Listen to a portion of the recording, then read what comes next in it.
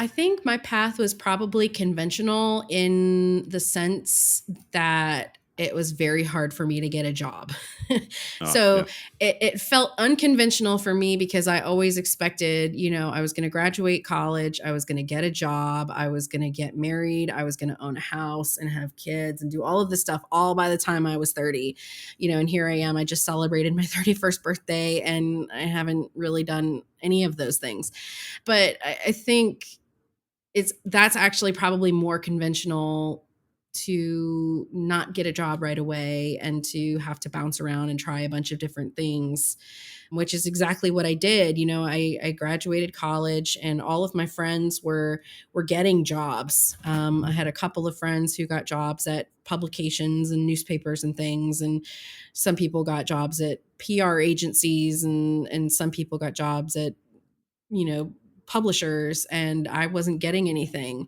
So I was like, well, I like this food writing thing. I'm going to try and see what I can figure out there.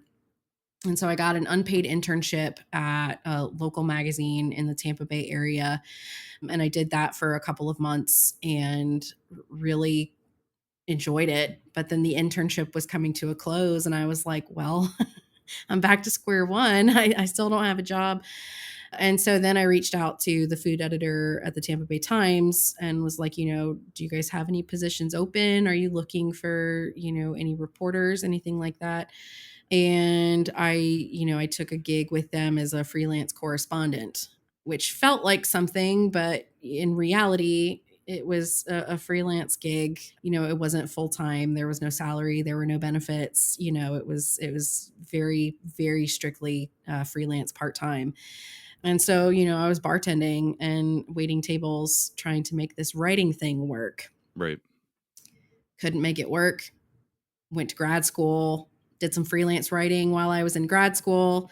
Pandemic hit, kept doing freelance writing while I was trying to, figure out my next steps and figure out what I was going to do. And I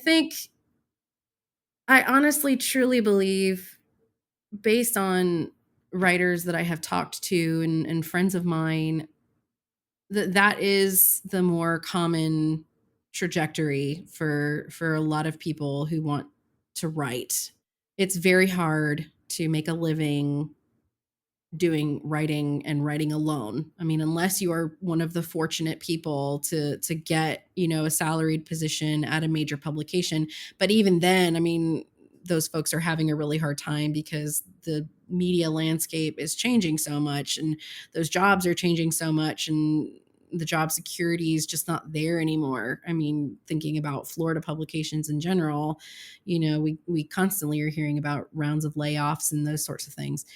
So I said, keep me on track. And I feel like I've gotten pretty far away from your original question, but that's kind of connecting the dots, I guess, in that writing for me has always been something that I have been passionate about. And it's always been something that I have wanted to do, but it's always had to be something that I've done on the side because it's not secure enough, at least for me. If anybody has figured out a way to write as a freelancer and that pays all of their bills, they're welcome to get in touch with me. I would love to know their strategies for that.